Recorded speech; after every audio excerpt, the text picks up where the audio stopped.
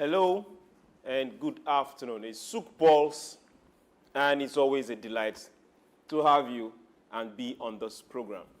Yesterday we discussed something that we didn't have enough time to really digest it, and several other things cropped up from our discussion yesterday. We looked at corruption 2 days back. We took it further yesterday, and Dr. Idahosa brought up this particular side of it, and we were saying, hey, don't go there, don't go there. And we tried to listen. For those of you that are all seated and waiting and saying, are they going to go there today? Yes, you asked for it, and yes, we will go there. My name is SOUQ, John Rogers SOUQ, and it is SOUQ Pulse. Remember, I will tell you this, don't keep quiet. For most people, you say, why do you speak on Africa for a while?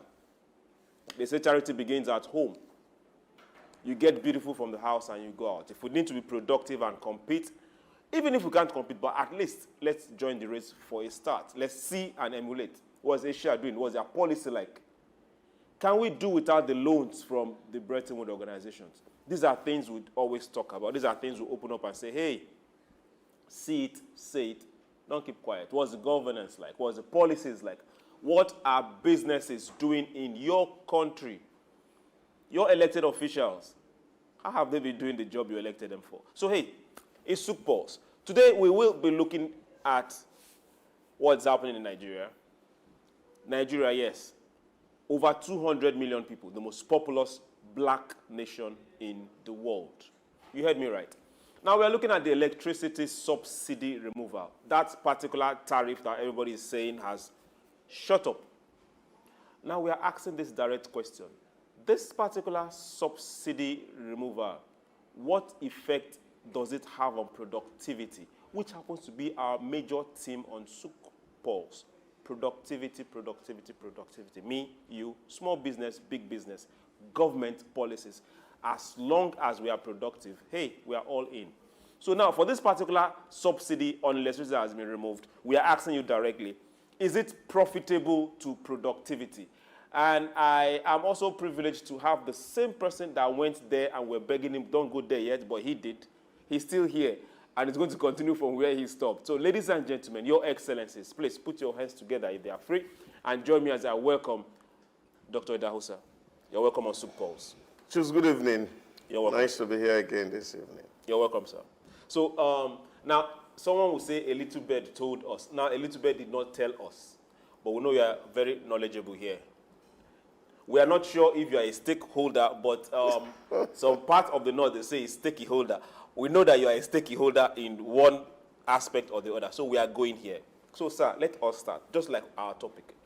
This removal of subsidy on electricity in Nigeria, is it profitable to productivity? Well, as it is generally said today globally, energy is life.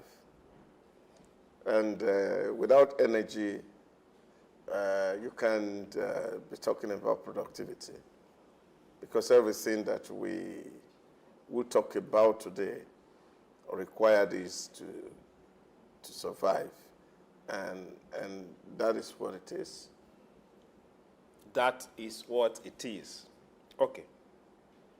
Sir, why was it removed? Well, for a very long time, and if you have been a keen observer of that industry, you see that it has been within the domain and control of government, seen as social service. And you're seeing government now taking more than it can bite, and a lot of pressure to deliver on social good.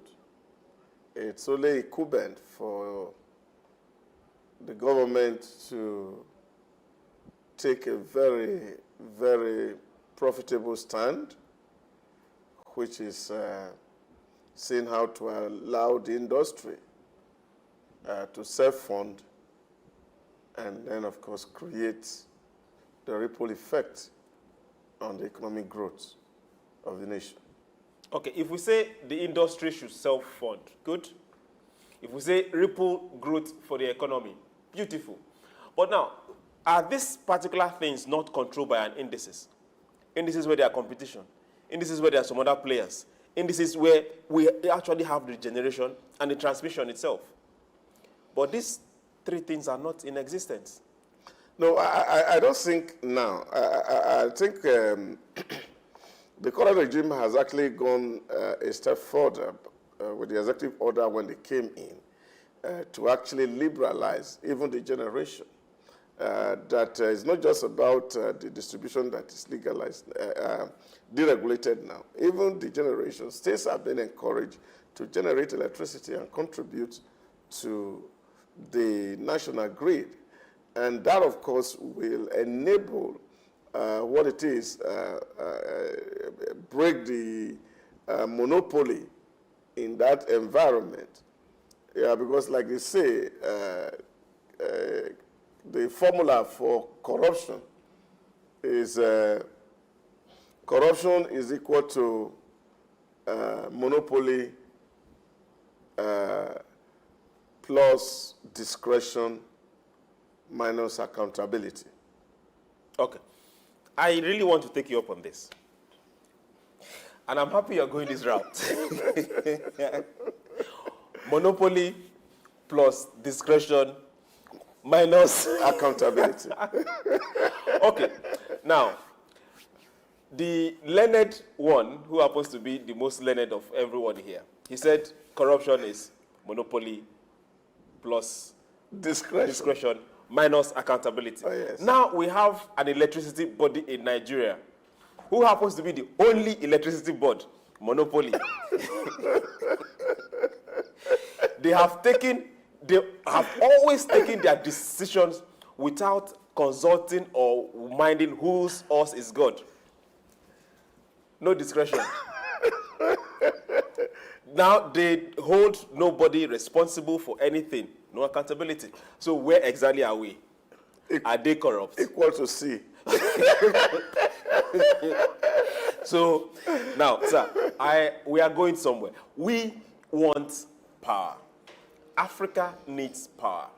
Once, I still remember on a particular program we had here, you gave this direct analysis that the power generated in any country is directly proportional to the growth of that country. Oh, yeah. Directly proportional to the production level of that country. That country, yes. Now, as we speak, Nigeria, who happens to be the most populous country, not just in Africa, but the most populous black nation, with indigenous people, people of high talent, that are being sourced and taken all over the world, we are not generating and distributing up to 5,000 megawatts, which means industries don't even have power to work. If we say industries, oh yeah, let's go. As we speak, homes that depend on the small amount that gets to them, people that depend on salaries or stipends that get to them, now have to pay times 3 of what they were paying before. Where is this going to lead us? It's going to be very, very difficult for a start. But I think the government needs a whole lot of will to ensure that some certain things are quickly put in place. And this is to ensure that every home in Nigeria is metered in terms of consumption. And then we know exactly what people are taking. There need to be a lot of transparency in terms of generation. There need to be an established power trading arrangement, which currently is not in place. And I think that is very, very fundamental so that people can trade power, buy and keep, and resell at will. This, of course, will help the offtake from the generation companies. Of course, this school will be able to take whatever thing that is generated. But of course, if there's all this happening, then of course, we must also see how to open up that sector, especially in the area of generation, to private participation, where we see private companies also contributing to the national grid, and then they are able to ensure that there is efficiency in the way this transmission is done. And once you see investment in the value chain of energy, it is easy for us to be able to calculate what is actually cost of energy. And then, of course, pricing can really be right. Because the way it is really now, when we're talking about how right the price is, it may be absolutely very difficult to generate because there's no efficiency in the system of generation. And this, of course, will definitely increase the cost of generation and what ultimately the final consumer will have to pay at the end. Other end. Okay, now, you spoke at length, but 90% of this particular take went to the discos, the gencos. Then towards the end, you now said, we, the consumer, will now have to bear the brunt. At this point in time, for those that are not too sure, I'm also Nigerian, proudly Nigerian, and I had some calculation just some few days back from this tariff, which means I'm going to be paying about 30-something thousand naira in a month if this works on an estimated billing, where the minimum wage is still 30,000 naira. Now, let's now look at the vast array of citizens across. Yeah, I did buy power last night because I got home and there was no light. Usually I do 2 weeks, 15,000, and that's about 200 units or 205 units. If I pay, for 2 weeks, 15,000, I buy like 200 units. But yesterday I have the 15,000 for 2 weeks. It will exhaust.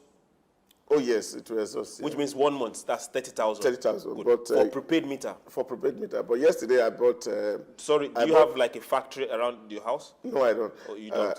Okay. Nobody is tapping your meter. I am not sure about that. Okay. Yeah, but I bought yesterday 20,000, and that was just about 82 units. That was just 82 units. Yeah. So give and take more than almost 60%. So I'm not sure that will take me for 1 week. And then if you have to spread that through 1 month, we're thinking of getting to spend beyond 60,000 really. Okay. To be able to just get your basic amenities work that are not in use 24 hours. You know my happiness. My happiness in this is that it's affecting you too. now let's get down to this. Sir, people need to work. People need to fix things. Industries need to work. Now, we are in a climb right now where the power generation, 90% is coming from the national grid. For small businesses, we're not looking at those big businesses that have those big power generators and use waste oil. Now, looking at small businesses, 90% of their power come from the national grid. Then they now substitute with their small, I better pass my neighbor kind of generators. Where do they stand? Where is this policy going to push them to when there is no alternative before this sort of implementation? Well, I think that's why I said it will be very, very stormy at the beginning because... will there be an end? Yes, what we say that at the beginning, will there be an end? Yeah, it's not like fuel subsidy where you can say, okay, I am not going out. Let me trek. Let me look for substitution. No, I think from experience, at the beginning it will be stormy, but as we make progress, it will become very obvious to determine the actual pricing of a unit of electricity. Who will determine the actual pricing? Yeah, of course, once you have multiple players in the industry. Sir, as we speak, there is one player. No, I don't think it's one player. Who else is generating, sir? Yes, that's government is doing the entire generation. Yeah, but that's what we're talking about now. Of course, the executive order of the president has asked that at that generation, even states can generate electricity as we speak. But as we speak right now, there's still only one major generation to the national grid. Yeah, that is what I'm saying. If you remember when Nitel was privatized. It took a while. Yes, it took a while. And this is the power sector. It will take longer. No, it should not take longer. Nothing less than a year. Yeah, I actually had the privilege of speaking with somebody from TCN once, and he said to me that, of course, the industry can be very lucrative, and the only way to make it lucrative is government completely taking his hand off. And I think that's the issue with actually... Is it possible? It's possible. Why not? With the way government has already seeded discos before this administration, and those ones are more like semi-gods. Yeah. Well, more than demigods. Yeah, that is why I started by saying if there's a political will from the side of the government to ensure that things get right in that industry, within a very short period of time, stability will come, and then you will see that what's it called? The unit of electricity will be priced rightly. Okay, if we're looking at political will, why did the political will not work against this subsidy? The political will should have worked in favor of the citizens and insist that, okay, let's have more players. Then this can be left for the open market. No. You see, I don't think it should be that way. What you do is that it's like you want to build a new city. Okay. What do? You first of all mark out the area where you want to build. I agree. And maybe put basic infrastructure. Thank you. And then you get real estate developers to go market the place. Thank you. And then with time, you see building start springing up. So I think it's the same approach that you have to see here. What government really need to do is to put the legal framework on ground. I agree. And once that legal framework is on the ground, that will allow people to play in this sector. I agree. Then, of course, you see people observing, and they are fine with the level of profitability in terms of return on investment. You see people want to put their money in there. This sector is profitable. Yes, of course. It can be profitable if it's run well. It's not just profitable, sir. It's very profitable. Yes, it can be profitable. Yes. But because of the last 50 years of corruption, that is why we are where we are. Yeah, I agree completely that... And there is no accountability. Yeah, and that's not just in the power sector. And government is paying for it. Yeah, but because government itself is not sincere. Okay. Now, sir, let's ask this question. Who exactly is in control? Is it government, is it DISCOs, or is it IMF? It has nothing to do with IMF. I told you about the conspiracy triangle yesterday. Okay, if we say it's not IMF, there is a loan Nigeria took, and part of the fuel subsidy removal, although the government took that, and the electricity tariff removal, the subsidy removal is also part of that particular policy on that loan. No. You see, let me give you a very typical example of two things that has happened, for example, in Nigeria.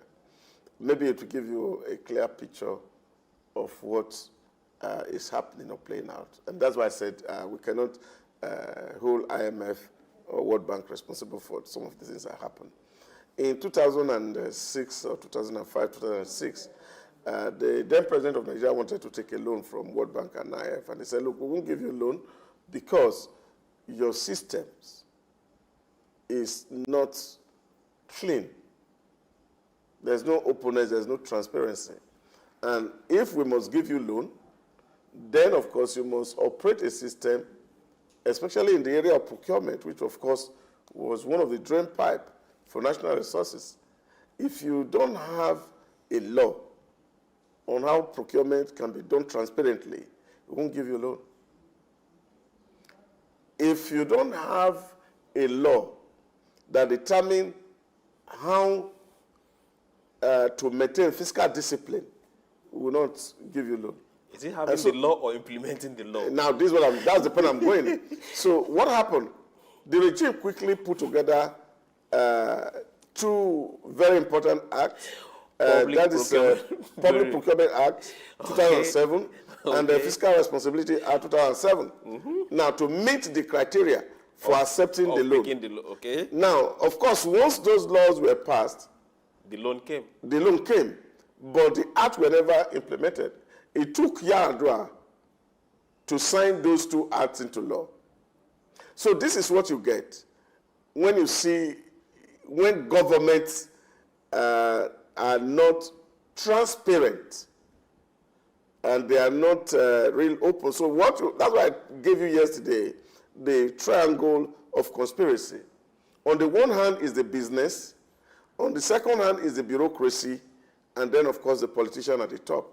Okay. Now, this triangle is actually what is responsible for some of the things that you see, because the business people are also very complicit in this, because if they don't collude with the bureaucrats, some of the things that we talk about, we may not be able to actually see it, because that lack of transparency, even in the people who are doing business, and they are not coming to equity with clean hands, taking advantage of the weakness of the bureaucratic system in Nigeria, because, of course, you have a bureaucracy that is not adequately or well remunerated, so to speak, which become a very high motivation for crime. Don't also forget the fraud triangle, that when you have a pressure and you have opportunity, and then, of course, you can rationalize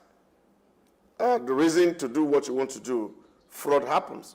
So this is what we're seeing play out in the system.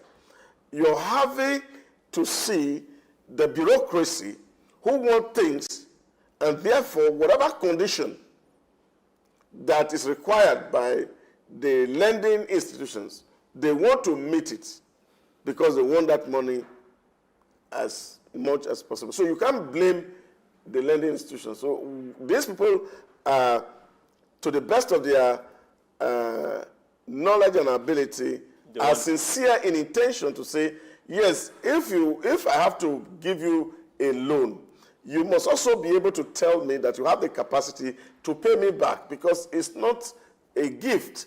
So it's just a loan. Then you say, okay, I want to tell me how this thing is going to work to be able to reproduce the seed to pay this back. Okay. Now, we can go every length to put structures on the ground to make belief to this institution that, oh, we are ready. Make believe. Okay. Yeah. Now, one more question before we go on break. And this is like a very short answer. We have discos. For those that are wondering what discos are, not the one you dance in clubs or those dance halls. These are distribution companies. Gencos, generation companies. So government who own all the whole generating plants, and they've been divided to discos, generating companies, and distribution companies, and they now distribute different regions in Nigeria. Now, this particular discos were split some years back. Some people bidded for it and won. Now, Sam, break this question to you. How much have these discos invested in distribution since the inception? Well, that's again what it has been. Those errors being committed by previous regimes. So why should citizens suffer it? Because I remember sometime, was it either last year or 2 years ago, the government had to bail out discos, which are personal businesses. Yeah, but because you see, that is why I'm talking about this collusion between the private sector, the bureaucracy, and of course politicians. So the web is what is the problem. So when you have businessmen who are not ethical in operation, and you have bureaucrats who are not ethical, and you have politicians that are not ethical, so how are you going to suddenly generate ethics in governance? It will be missing. So that is a missing link in all the things that we are doing. And these are the issues that we really need to speak to, because we need people who do business with integrity. Okay. Now, before we talk about people who do business with integrity, we also talk about, we have individuals, private firms coming into generation now. Geregu Power Plant, Ueli Power Plant, that's Transcorp, and Femi Otodela & Co. In 2015, Nigeria spent 225 billion. In 2016, Nigeria spent 308 billion. In 2017, Nigeria spent 351 billion. In 2018, 351 billion. In 2018, 440 billion. Now, 2019, 528 billion. Now, the funny thing is, in 2020, it dropped 501 billion. In 2021, it dropped further by over half, 221 billion. It dropped again in 2022 by 144 billion. Then the scary part, in 2023, it did times 3, or almost times 4, 645 billion on electricity subsidy. Now I ask, how are we going to believe this? Because these are numbers a body has given us. Yes, a government agency body, but how transparent is this? Who are they subsidizing for? For me, or for an industry, or for the Gencos, or for the Discos? How exactly did they arrive at this? If this is what they are telling me government has subsidized, I'll put it directly. What government should have put in their coffers? But on the other hand, they've spent this, losing what they've generated. How can we stop this at the same time have a productive economy? Well, I think there's a whole lot wrong with the way accounts keep books and record. So it's difficult for non-accountants to understand. Maybe that's what you see. Like the chairman said that just the last month to see what government has spent 240 billion to generate, and what was transferred as cost to the school was 40 billion. So the 200 billion is paid by government, and government cannot continue to pay this subsidy. Now, if we were to go by what had happened in the petrol sector, I remember some time ago in 2014, where the former CBN governor, Sanusi, electricity. That's what subsidy, where it was formerly at Telecom. That's what subsidy has done to us. And you saw, that's why I'm saying that with time, if we see real political will from government, we will know what the actual pricing is. You remember when the telecom sector was newly privatized, SIM card was selling over 35,000. So this SIM card that people were buying 35,000 today, 500 you can buy it. What changed? Competition. Yeah. So this is what we need to do. Government need to say what it means and mean what it says. And once we can get that running, you will see a whole lot of intervention. A lot of people will come to play. It's even good that you mentioned Geregu just now. And we saw that Geregu make a whole lot of profit in terms of operation for the year ended 2023. And so that shows that there are potentials within that sector. And if government who has donated the good will leave the rope for the new owner to run it, then water will find its level. Okay. Talking, which at the end of the day, they are not viable, thanks to politics of siting. How I wish they can just arrest everybody that did that and put them in jail.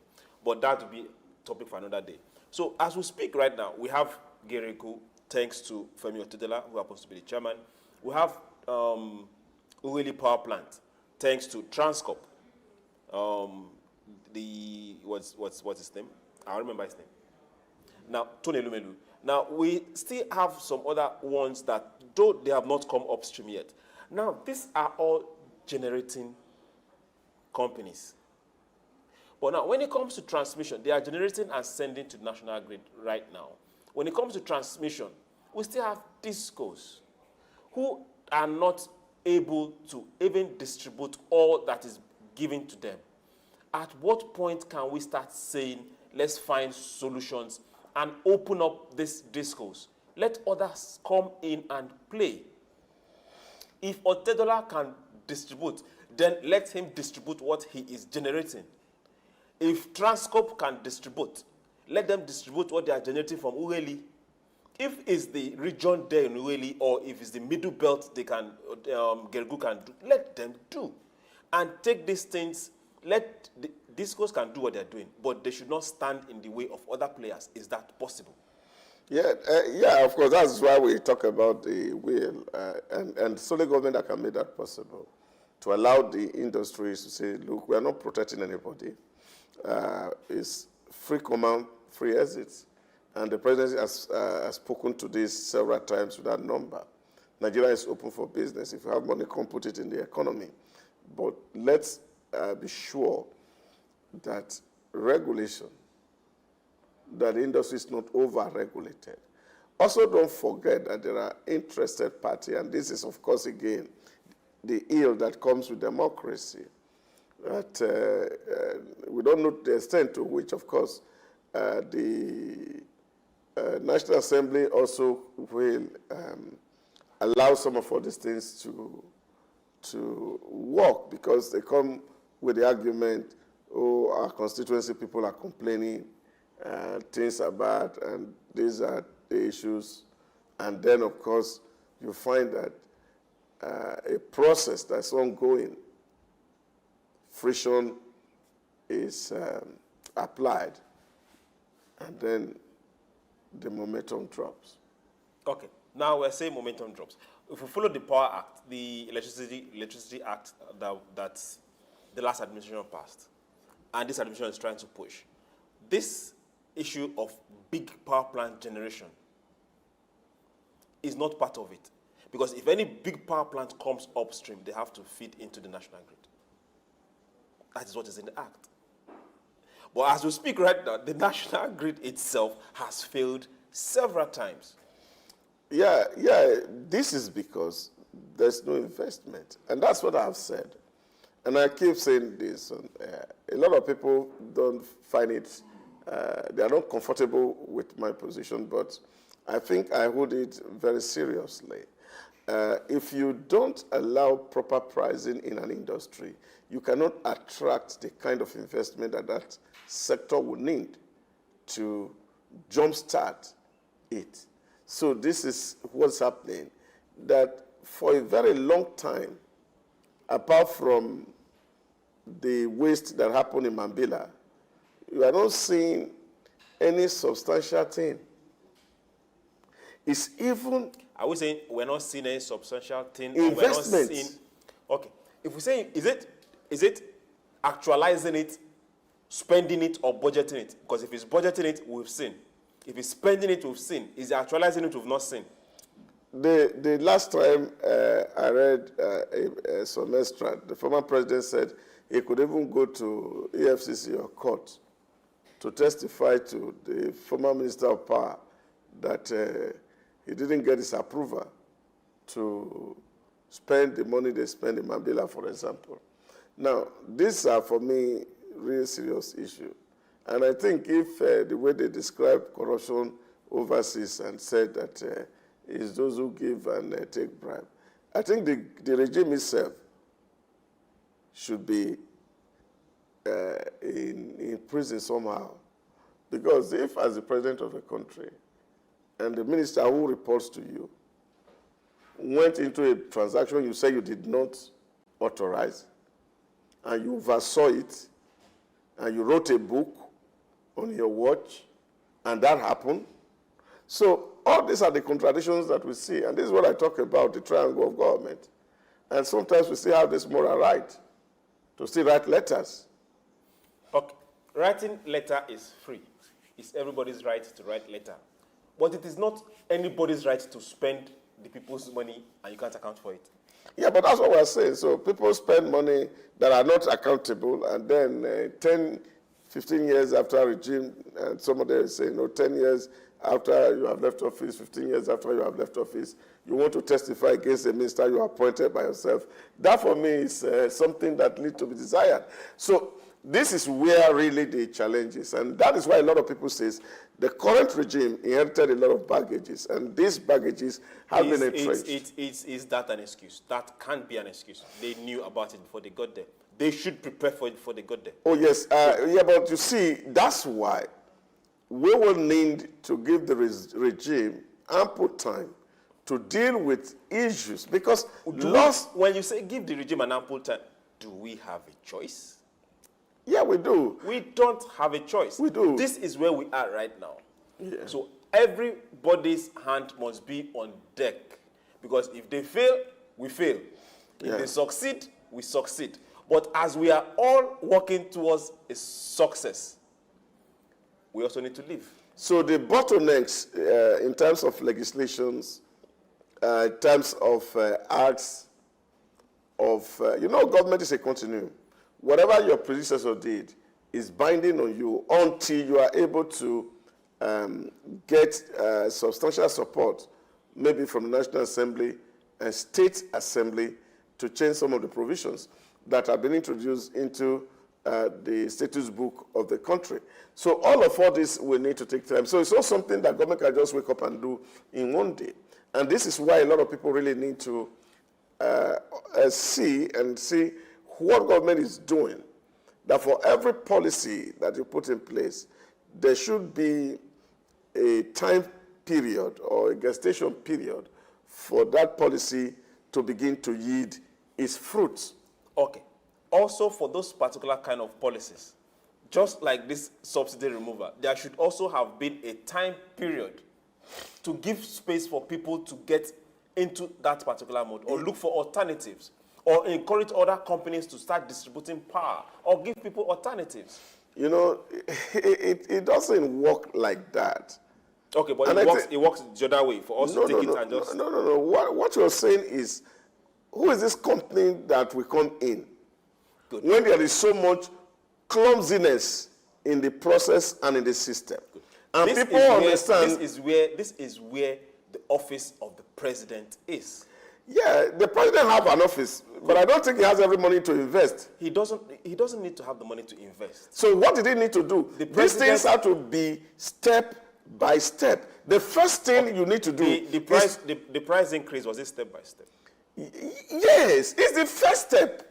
It's the first step. Oh yes. Pay from 15,000 to 65,000.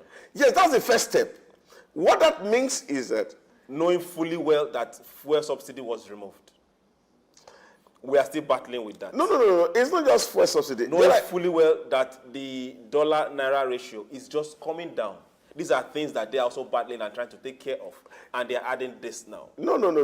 Don't call it adding. Of course, yes, it is, because it is affecting the people directly. You see, it's not just affecting; it's affecting you too. When I was doing my thesis some years ago in public international affairs in the University of Lagos, I remember writing a paper in one of our economic class on the reason why SOUQ failed. The SOUQ didn't fail because it was a bad policy.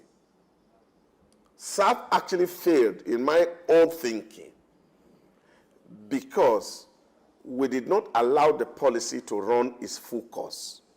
Is it that we didn't allow the policy to run its full course? Oh, yes. Or those that were implementing it were implementing something else? No. You see, these are issues. We must understand how economy should run. SOUQ succeeded in some other countries in the world. Now, why did it fail in Nigeria?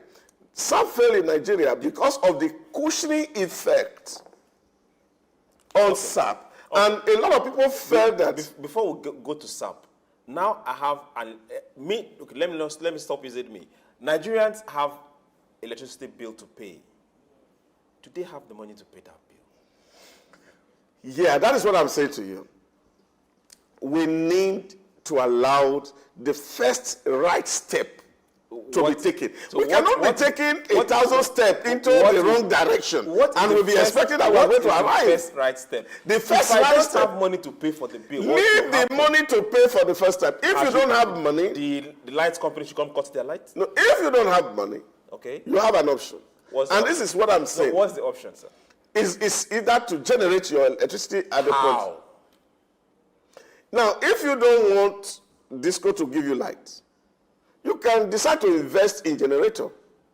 And I don't think that is outlawed as we speak. Okay. If that's cheaper for you. If I am investing in generators, yes, for the money that I don't even have in the first place to pay for the ones I could pay for before. This is the issue. Is the argument of which comes first. Is this the chicken or the egg? So this is the government pro-people? See, government have to be pro-people. Is it pro-business? Now, this is the point, and I must emphasize this very strongly.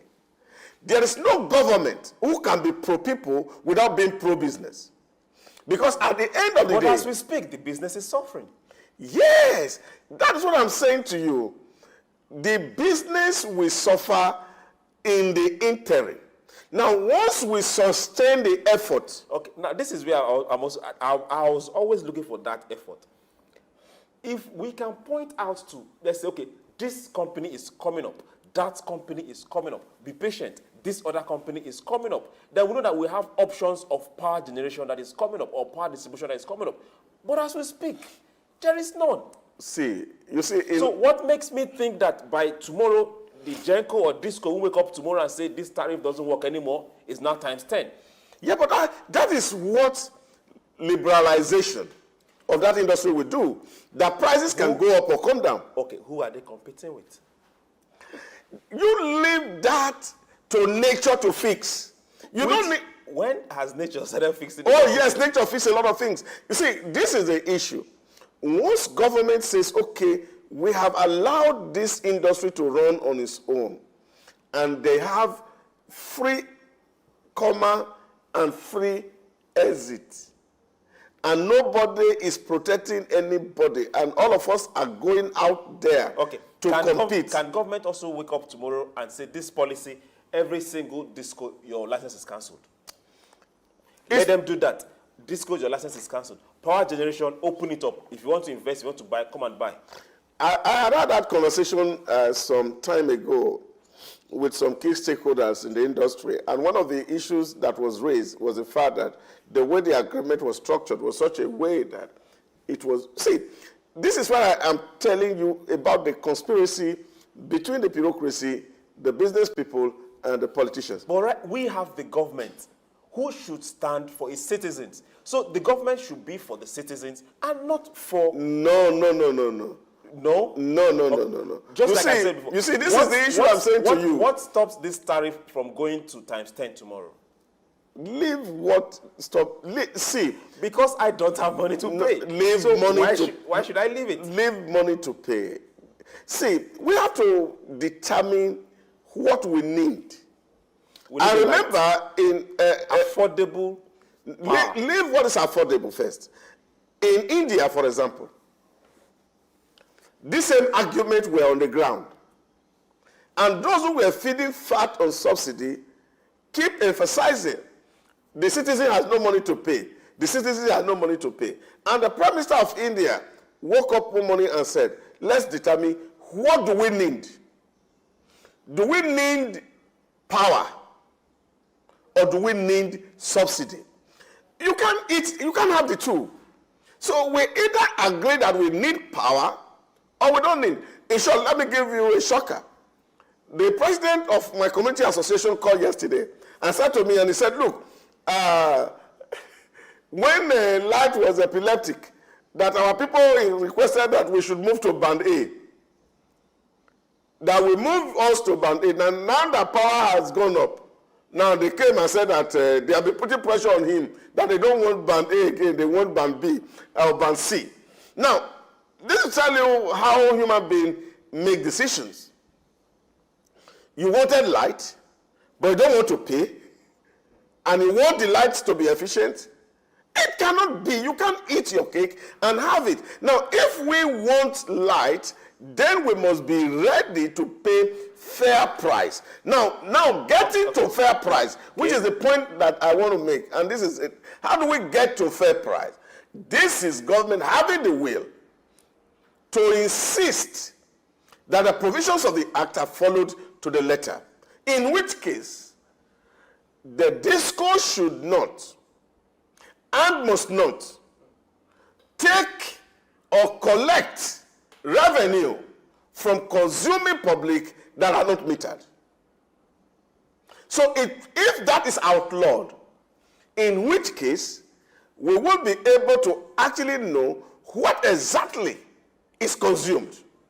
Because if you miss the estimated reading or billing of electricity with the one that is actually metered, you find distortion in terms of the actual need of electricity in Nigeria. That's one. Now, if you are not able to determine what is the actual need of electricity in Nigeria, you will not even be able to know how big the market is that will enable people to come play in that sector. Like I said, every businessman wants profit. So if I want to put money in the electricity sector, I must be able, through my feasibility studies, to determine whether the industry is profitable or not. And if the industry is not profitable, there's nothing that will tie my hand to say you must invest in that industry. So how do we ensure that industry is profitable? People have to sit down and watch and see those who are already trying their hand. Now the money is going directly to the pocket of the real poor. It's not as if it is money dashed. It's either they stay in darkness, or they want to use it to buy power, in which case money is coming into the system. And go and see what has happened in India. India that was not self-sustaining in terms of electricity, today they are supplying electricity to about 4 of their neighboring countries. Okay, now that is an example of an Asian country, India. Now for everyone here in Nigeria, we feel the pinch. You know where it pains you. For one thing is certain, whether or without, we must get productive. If the distribution companies or their best as we speak, we as a people must stand and say so. Demand for light, it is your right. If you don't know, demand for affordable light, it is also your right. If you don't know, and when you get this, get productive. It is the right of every human being. You're not meant to be lazy or non-productive. When we collect our individual productivity, then we can say that the country is actually moving forward. I want to say thank you very much for being there, sir. Thank you very much for being on SOUQ Pulse today. I think that we need to do lots of elementary economies for SOUQ so that you can understand how economy should work, and know that if you don't take the first right step, you can never get to your destination. I will come to all those classes. I want to say thank you very much for everyone that has been there today. We'll do this again tomorrow. And for those that are wondering, we'll be at the Civic Center somewhere in Lagos tomorrow.